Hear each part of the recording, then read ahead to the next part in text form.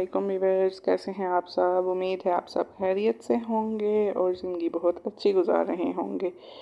और कभी अगर दुख या गम आ भी जाए तो परेशान ना हुआ करें, ये ज़िंदगी का हिस्सा है। तो आज की वीडियो में मैं आपको बहुत ही ज़बरदस्त पालक चिकन बनाना सिखाऊंगी। साथ साथ कुछ हाउस होल्ड हैं हमारे ड्यू जो मैंने करने हैं वो करूंगी। और आपको एक नाश्ते में भी क्विक एंड इजी रेसिपी बताऊंगी जो आपको वीडियो में नज़र भी आ रही है। अच्छा, हमारे घरों में ना ये मोस्टली बनाई जाती है सुबह नाश्ते में। अब मुझे नहीं पता कि एग्जैक्ट इसको क्या कहा जाता है, हम लोग तो इसको मानी बोलते हैं। तो आपको क्या क्या बोलते हैं आप इस चीज़ को, इस रोटी को, मुझे कमेंट सेक्शन में लाजमी बताइएगा। वीडियो देखने के बाद कमेंट्स लाजमी किया करें आपको अच्छी लगी है या आपको कैसी लगी है। आपको कोई क्वेश्चन पूछना है, कोई कांटेक्ट में रहना है हमसे, आप लाजमी कमेंट सेक्शन में हमसे क्वेश्चनिंग किया करें। तो ये मुझे लाजमी बताइएगा कि आप इस डिश को क्या कहते हैं। सबसे पहले तो हम आटा डालते हैं, खुश्क आटा, उसमें थोड़ा सा नमक और थोड़ा सा पानी, अच्छी तरह से उंगलियों से मैश करके कि उसमें कोई लम्स बाकी ना रहे और कोई गिट्टियाँ वगैरह ना बन जाए। उसके बाद गरम तवे पे, ठंडे तवे पे आपने इसको नहीं डालना, गरम तवे को ग्रीसी करके तो इसको अच्छी तरह उंगलियों से फैला देते हैं। आप देख रहे होंगे कि कैसे मैंने इसको उंगलियों से फैला दिया। तवा बहुत ज़्यादा गर्म ना हो, लेकिन ठंडे तवे पे हरगिज़ नहीं डालना आपने। तवा गरम करके आंच को धीमा कर लें। आंच धीमी करने के बाद मैंने इसको सारा तवे पे स्प्रेड कर दिया है अच्छी तरह से, ताकि रोटी की जो शेप है और साइज़ है वो एक ही जैसा रहे। अगर हम इसको प्रॉपर उसी टाइम नहीं स्प्रेड करेंगे तो ऐसा होता है ना, ये रोटी फिर एक साइड से ना, जहाँ पे जिस जगह से हम तवे पे डालनी शुरू करते हैं वहाँ से तो वो नीचे से कुक होनी शुरू हो जाती है, तो वो फिर मोटी रह जाती है। आपने जल्दी से अपनी उंगलियों से फ़ौरन इसको तवे पे स्प्रेड कर लेना है। और हाँ, एक और बात आपको बताती चलूँ कि इस रोटी के ना पकने में आम रोटी से थोड़ा ज़्यादा टाइम लगता है, क्योंकि ये बिल्कुल कच्चा आटा होता है और पानी में मिक्स हुआ होता है। इसको ना पकने में थोड़ा टाइम ज़्यादा लगता है, टाइम टेकन होती है ये। हमारे घरों में तो मोस्टली बनती है, स्पेशली वीकेंड वगैरह पे भी, क्योंकि उस दिन मॉर्निंग में ज़्यादा टाइम होता है। लेकिन आज सच बताऊँ तो मेरा आटा नहीं गूंदा हुआ था, तो आटा मैंने रात को खुद ही नहीं गूंदा था क्योंकि फ्रिज में थोड़ी प्रॉब्लम आ रही थी। तो मैंने सोचा चले अब सुबह मानी ही बना लूँगी। तो हस्बैंड को भी मानी बना के दी, वो तो ऑफिस जा चुके थे। तो अभी बच्चे उठे हैं, उनके लिए नाश्ता बना रही थी, तो उनको भी मैंने कहा चले मानी बना देती हूँ। बच्चे मेरे शौक़ से खाते हैं मानी। मानी हमारी बन के तैयार हो चुकी थी, दोनों साइडों से अच्छी तरह मैंने पका ली थी। अब बच्चों ने कहा कि हमने तो एग वगैरह नहीं खाना मामा जी। एक ने कहा चॉकलेट खानी है, एक ने कहा मैं हनी के साथ खाऊंगा मानी। मैंने अपने लिए एग और ब्रेड गर्म कर ली, बच्चे तो मानी शौक़ से खाते हैं। तो एग और ब्रेड मैंने लाइट सा नाश्ता करना था, मुझे इतनी भूख भी नहीं थी। तो आप देख रहे हैं कि मैंने एग और ब्रेड गर्म कर ली है। अच्छा, ऐसा होता है मेरे साथ, आप के साथ भी अगर ऐसा कोई सीन है तो मुझे लाजमी बताइएगा कमेंट सेक्शन में कि अकेले खाना पीना या फिर अकेले नाश्ता वगैरह करना, मुझे इतना लगता है कि इंसान अकेले नहीं खा सकता। अगर खाऊं भी तो बहुत ज़्यादा, जिसे कहते हैं ना, फुल पेट नहीं खा सकती मैं। बहुत ही लाइट सा नाश्ता लूँगी, या दिन को तो अक्सर मैं खाना खाती ही नहीं हूँ। अगर हस्बैंड आ जाएं जिस दिन को खाना खाने, तो उनके साथ बैठ के फिर भी खाया जाता है, अकेले नहीं। स्पेशल अपने लिए कुछ भी नहीं किया जाता। नाश्ता अब बच्चों के साथ बैठ के मैं कर लेती हूँ, बस उसके बाद फिर शाम को हम इकट्ठे ही खाना खा लेते हैं। तो नाश्ता जी हमारा तैयार हो चुका था। अब मैंने कहा सबसे पहले हम नाश्ता कर लें, उसके बाद बाकी काम करूँगी। नाश्ता किया तो हस्बैंड की कॉल आ गई, क्योंकि हमने थोड़ी चीज़ें लेने जाना था। ग्रॉसरी तो नहीं थी, बस बच्चों के लिए, बच्चों ने शोर डाला हुआ था, इनके कुछ जूसेस वगैरह, इनके खाने पीने की चीज़ें आज मैंने लेनी थी। बहुत चीज़ें इन्होंने लेनी थी, क्योंकि बच्चे हैं ना, आपको पता है, दिन भर कभी इनको चीज़ याद आ जाती है, कभी बिस्किट्स, कभी चॉकलेट्स, कभी जूसेस। तो बार बार यहाँ पे बाहर नहीं जाने होता। इसलिए मैंने कहा हम इकट्ठी ही चीज़ बच्चों की है शुरू से ही ला के मैं रख लेती हूँ, क्योंकि बच्चे हैं, कभी भी उनके मूड स्विंग्स हो सकते हैं।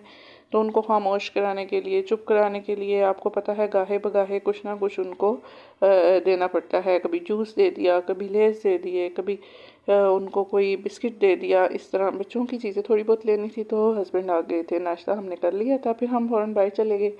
उनके पास बहुत शॉर्ट टाइम था, उन्होंने वापस ऑफिस जाना था। मैंने फटाफट से ये शॉपिंग की, थोड़ी बहुत चीज़ें ले ली। अच्छा, ये टमाटो प्योरी जो होती है ना, ये यहाँ से मिलती है, मैंने ली, पाकिस्तान से भी आम ही मिल जाती है।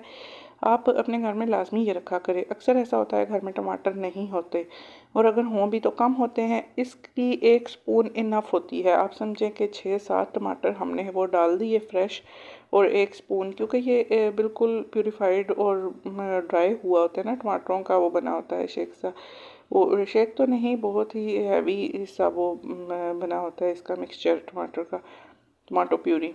ये थोड़ी सी अगर आप डाल लें तो हांडी में टमाटर का टेस्ट भी आ जाता है, लेकिन कलर बहुत ज़्यादा आता है इसका, इसलिए ये थोड़ी सी ही डलती है। अच्छा, पालक हम ले आए थे। पालक यहाँ पे ऐसी ही मिलती है। पाकिस्तान की पालक बहुत याद आती है मुझे। वहाँ पे ना बहुत ही ज़बरदस्त पालक मिलती है। तो पाकिस्तान की तो पालक और वहाँ की तो सब्जियों का है कोई जवाब ही नहीं। वहाँ तो हर चीज़ फ्रेश मिल जाती है। तो पालक मैंने ले ली थी। मैंने कहा चलें कट करके तो फिर हम इसको बनाते हैं। सबसे पहले मैंने पालक ली। पालक देखा, पालक थी बहुत फ्रेश भी थी और साफ़ सुथरी भी थी। छोटे छोटे इनके वो बने होते हैं बंडल से। तो छोटे छोटे बंडल थे। इनको जब मैंने ओपन किया तो सारे बिल्कुल क्लीन थे। कोई भी ऐसा नहीं था जो अंदर से ख़राब होता है या वो थोड़े डैमेज पत्ते वगैरह होते, ऐसी बात नहीं थी। तो मोटी मोटी सी पालक मैंने काट ली है, क्योंकि मैंने ना बॉयल करने के बाद इसको ब्लेंड करना है। और अगर आपने ब्लेंड नहीं करनी तो आप ऐसा करें कि आप इसको डायरेक्ट छोटा छोटा बारीक बारीक काटें।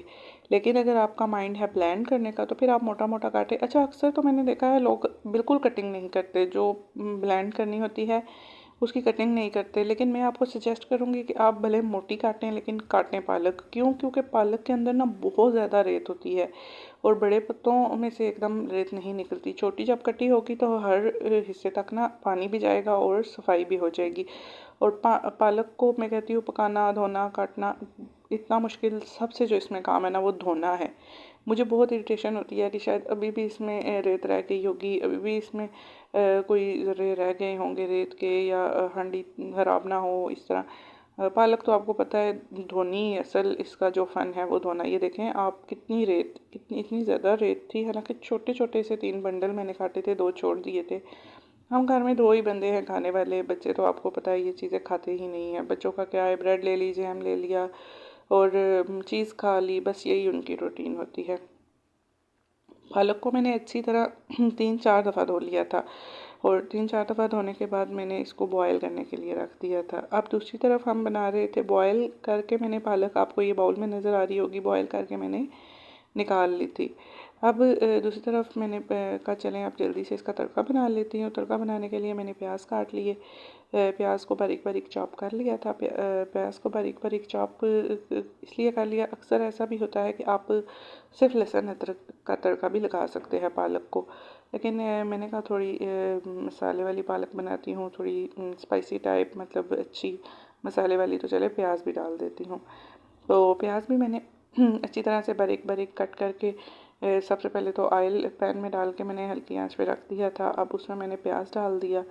प्याज मैंने बारीक बारीक सा काटा था। आप अगर प्याज डालना चाहें तो भी ठीक है, ना डालना चाहें तो पालक में वैसे प्याज ऑप्शनल, पालक या साग इसमें होता है, क्योंकि अक्सर लोग मैंने देखा है सिर्फ लहसुन का तड़का लगाते हैं। लेकिन मैं प्रेफर करती हूँ कि प्याज को भी ऐड करती हूँ।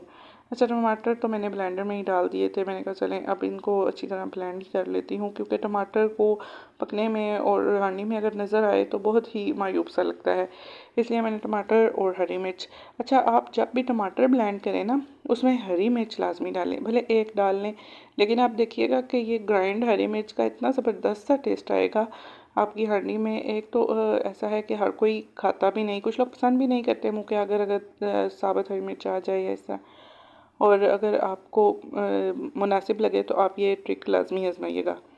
अच्छा, मैंने टमाटर ब्लेंड करके निकाल लिए थे। अब उसी जग में मैंने जो हमारी बॉयल पालक थी वो मैंने उसमें डाल दी थी। बॉयल पालक को मैंने अच्छी तरह ब्लेंडर में डाल के पानी भी डाल दिया था। पानी डाल के मैंने कहा मैं इसको अच्छी तरह ब्लेंड करती हूँ।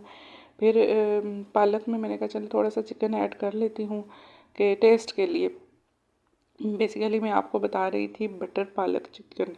इसमें हम चिकन, क्योंकि हमने 2-3 दिन से रेगुलर चिकन ही ले रहे थे घर में, तो मैंने कहा चले थोड़ा सा टेस्ट के लिए ऐड कर लूँगी, क्योंकि मेरी रेसिपी भी बन जाएगी और चले एक टेस्ट भी आ जाएगा।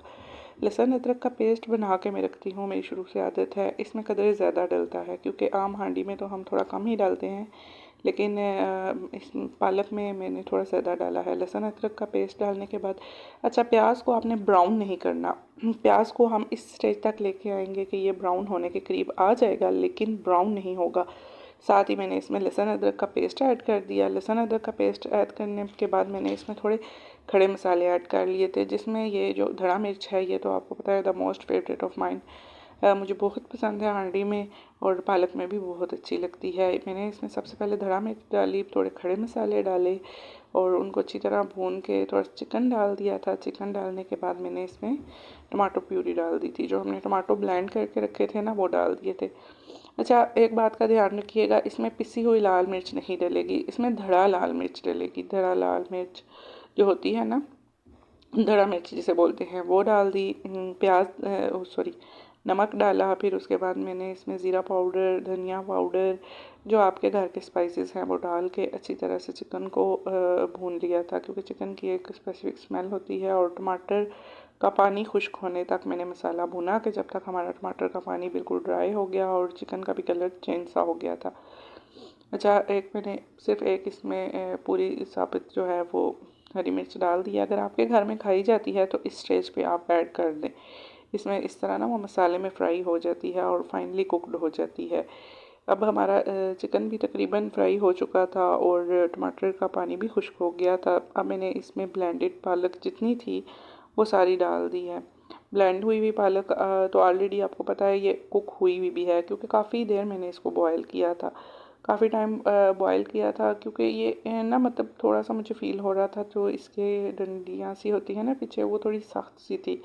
तो मुझे लग रहा था कि मतलब थोड़ा ज़्यादा बॉयल। वैसे तो अगर बिल्कुल फ्रेश है और वो नॉर्मल है आपके इसके जो पीछे वाला हिस्सा भी है, तो आप इसको थोड़ी देर ही बॉयल करें, क्योंकि ज़्यादा बॉयल करने से रंग भी ख़राब होता है। लेकिन मुझे लग रहा था कि इसका वो हिस्सा सख्त है, मैंने काफ़ी देर बॉयल किया था। लेकिन फिर भी जब मैंने ब्लेंड करके पालक डाली ना, तो इसके साथ पानी भी डाला था।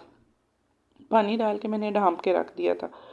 अब आप देखें कि 15 मिनट कम से कम हो गए हैं ढाँपे हुए पालक को, लेकिन अभी भी इसमें पानी भी है और अभी इसने मुकम्मल तौर पे ऑयल नहीं छोड़ा। इसलिए मैंने दोबारा चूल्हे पे चढ़ा दिया। थोड़ी देर बाद ये देखें, अब आपको इसमें नज़र आ रहा होगा कि ऑयल पालक ने छोड़ दिया हुआ है। तो अब ऑयल थोड़ा साइड पे होने शुरू हो गया है। अब इसके ऊपर अगर आप चाहें तो बटर ऐड कर सकते हैं, या फिर आपके पास अगर देसी घी अवेलेबल है तो वो ऐड कर ले, या फिर खाना खाते हुए आप जिस वक्त खाना खाएं तो इसके ऊपर बटर ऐड कर ले। उम्मीद है आपको मेरी रेसिपी पसंद आई होगी। आप मिलते हैं एक और व्लॉग में। अल्लाह हाफिज़।